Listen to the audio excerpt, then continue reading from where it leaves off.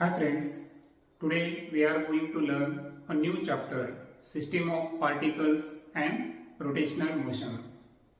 तर system of particles आणि rotational motion हे समजून घेण्यासाठी या व्हिडिओच्या सुरुवातीला रिजिड बॉडी काय असते ते आपण समजून घेऊ. सो रिजिड बॉडीला जर डिफाइन करायचं असेल, a body with a perfectly definite and unchanging shape.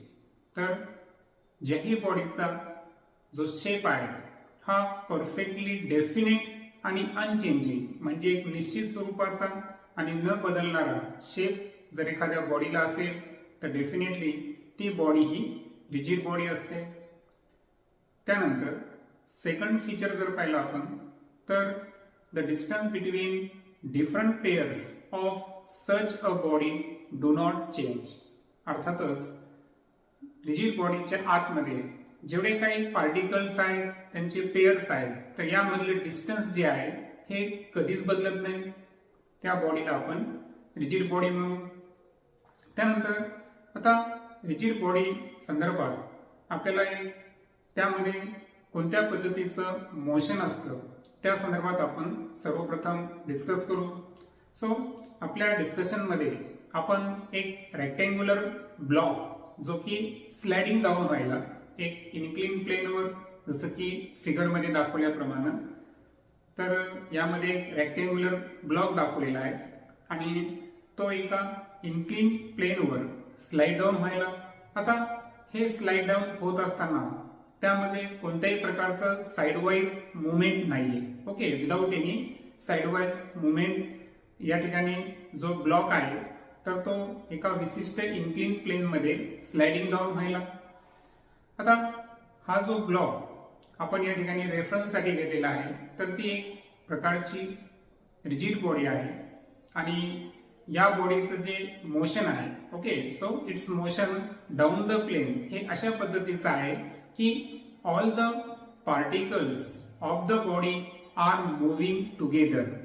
अर्थातच they have same velocity at any instant of time. म्हणजे जी बॉडी फिगरमध्ये ऍक्च्युअल अर्थात स्लाइडिंग डाऊन व्हायली तर हे स्लाइडिंग डाऊन होत असताना ऍक्च्युअल काय होतं की त्या बॉडीमधले जे सर्व पार्टिकल्स आहेत हे मुव्हिंग टुगेदर म्हणजे एकाच वेळेस एकाच दिशेने ते मूव्ह होत आहे आणि अर्थातच कोणत्याही इन्स्टंट ऑफ टाइमला त्या ब्लॉक मधले जे सर्व पार्टिकल्स आहेत तर त्या सर्व पार्टिकलची व्हेलॉसिटी ही सारखी असेल.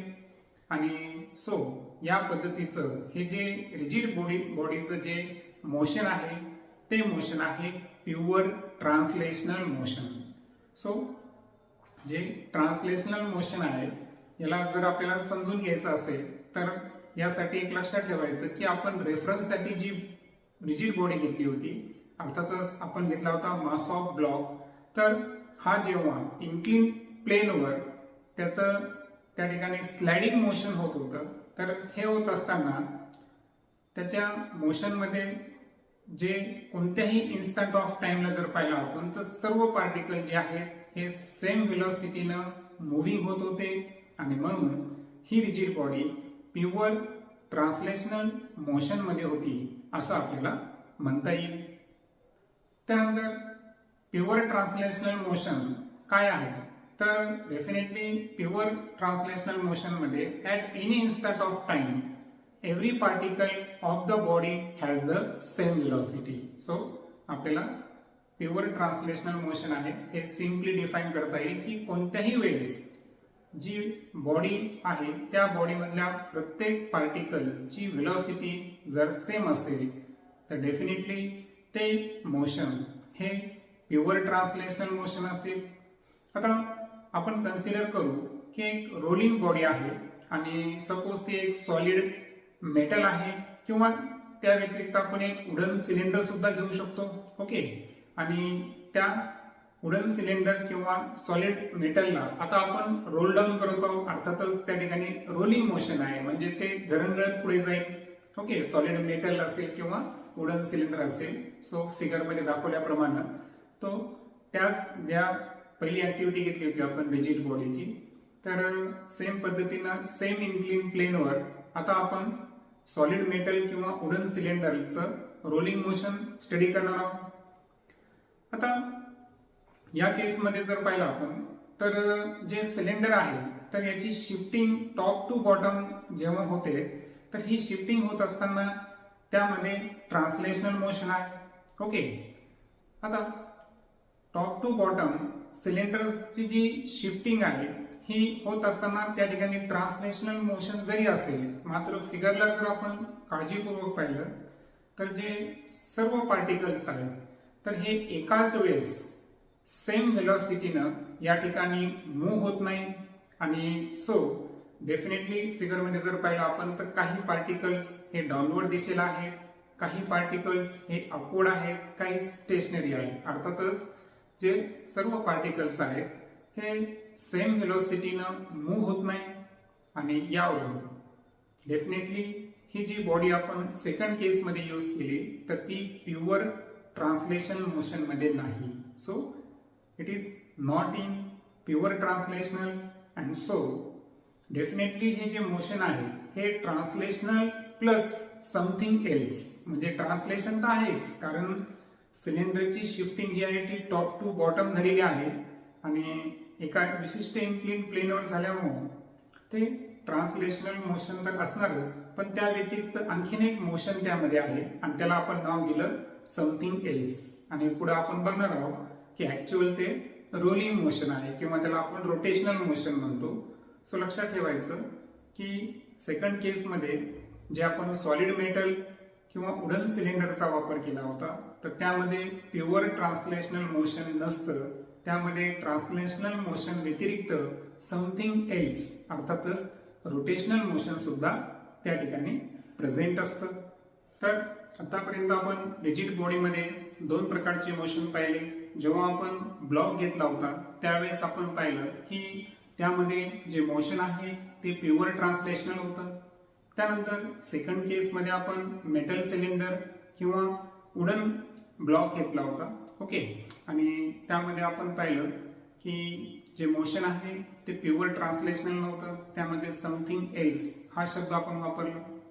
आता पुन्हा एकदा आपण एक अशी रिजिड बॉडी घेऊ की ज्यामध्ये ट्रान्सलेशनल मोशन नसणार, आणि ट्रान्सलेशनल मोशन नसेल तर यासाठी आवश्यक काय असतं की ती जी बॉडी आहे तर ती एका स्ट्रेट लाईनला फिक्स करावी लागते। ओके, सो रिजिड बॉडी आपल्याला अशी तयार करायची आहे की ज्या बॉडीमध्ये ट्रान्सलेशनल मोशन नसेल and so rigid body it does not have translational motion is to fix it along a straight line। म्हणजे एका स्ट्रेट लाईन मध्ये जर बॉडीला फिक्स केलं तर त्यामध्ये ट्रान्सलेशनल मोशन नसणार। And the only possible motion of such a rigid body is rotation.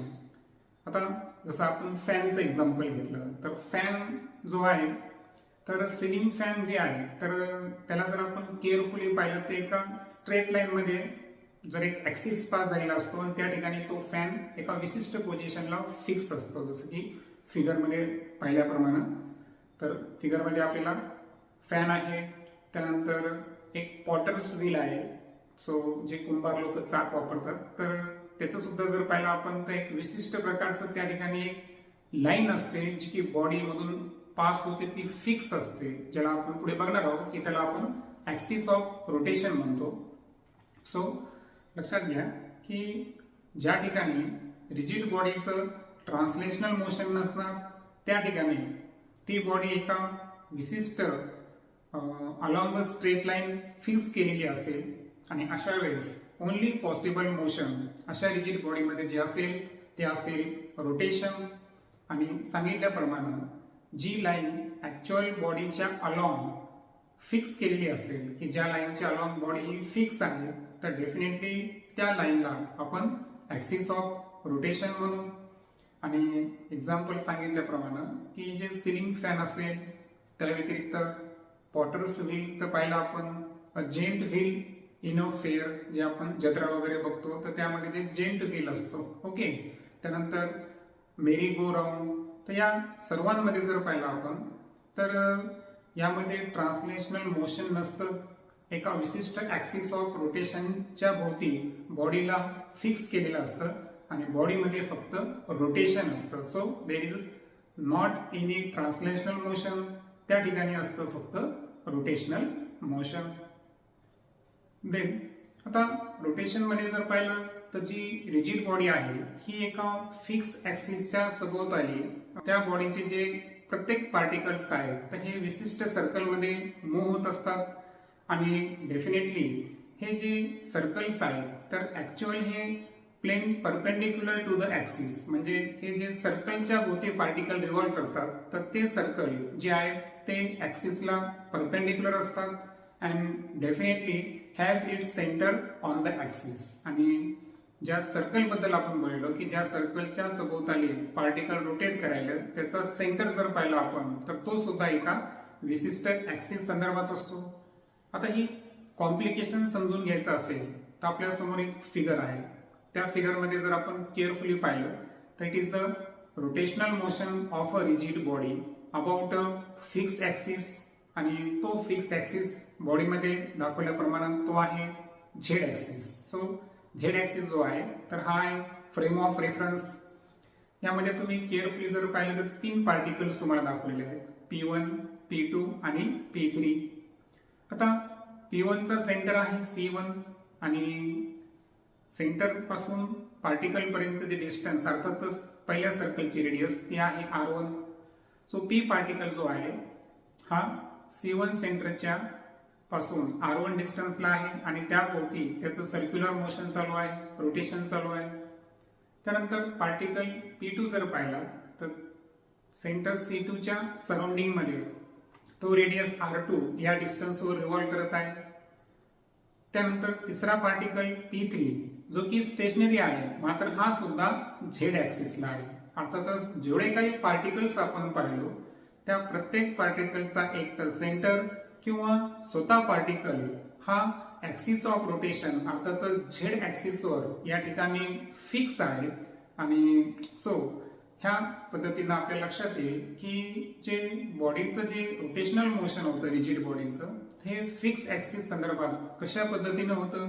कारण आपण फिगरमध्ये जर पाहिलं तर जरी पार्टिकल या ठिकाणी सर्क्युलर फॉर्म मध्ये रिव्हॉल्व होत आहे मात्र सर्वांचे सेंटर्स किंवा इवन तो पार्टिकल एकतर झेड ऍक्सिस ज्याला की आपण फ्रेम ऑफ रेफरन्स कन्सिडर केलं होतं तर त्यावरती असेल. तर अशा पद्धतीचं हे रोटेशनल मोशनचं एक्सप्लेनेशन आपल्याला रिजिड बॉडी संदर्भात सांगता येईल. त्यानंतर आता काही एक्झाम्पल आपण असे बघणार आहोत की ज्यामध्ये रोटेशन तर आहे मात्र त्या ठिकाणी रोटेशन हे फिक्स्ड ऍक्सिस संदर्भात नाही. सो रोटेशन आहे मात्र axis may not be fix. आणि या संदर्भात जे प्रॉमिनंट एक्झाम्पल आहे ते आहे टॉप म्हणजेच भवरा. तर जे टॉपची स्पिनिंग आहे अर्थातच त्याचं जे एका जागेवर होणारं जे रोटेशन आहे तर यामध्ये जर पाहिलं आपण तर जो ऍक्सिस आहे तो फिक्स नसतो कारण आपल्याला माहिती आहे की टॉप जो आहे तो कंटिन्युअसली त्याची पोझिशन चेंज करत असतो. आणि सो जे स्पिनिंग टॉप आहे तर हा एका move around the vertical through its point of contact with the ground sweeping out a cone. म्हणजे जेव्हाही भोवरा हा स्पिन होत होता तर जो एका विशिष्ट व्हर्टिकल प्लेन मध्ये तो रिव्हॉल्व होत असतो आणि हे मूव्ह होत असताना जो पॉइंट ऑफ कॉन्टॅक्ट आहे भोवऱ्याचा टॉपचा तर तो डेफिनेटली विथ द ग्राउंड असतो and definitely sweeping out a cone म्हणजे त्या ठिकाणी एक प्रकारचा शंकू असा तो तयार करतो. जर आपण हे रोटेशन पाहिलंच आहे किंवा फिगरमध्ये जर पाहिलं आपण तर स्पिनिंग टॉप दाखवलेला आहे तुम्हाला आणि त्यामध्ये आपल्या लक्षात येईल की जे पॉइंट ऑफ कॉन्टॅक्ट आहे टॉपचा तर डेफिनेटली हा ग्राउंड सोबत आहे जो की तुम्हाला ओ डेफिनेटली इट्स त्याचा जो टिप आहे तर तो ओ दाखवलेला आहे आणि तो टिप या ठिकाणी फिक्स असतो. ओके.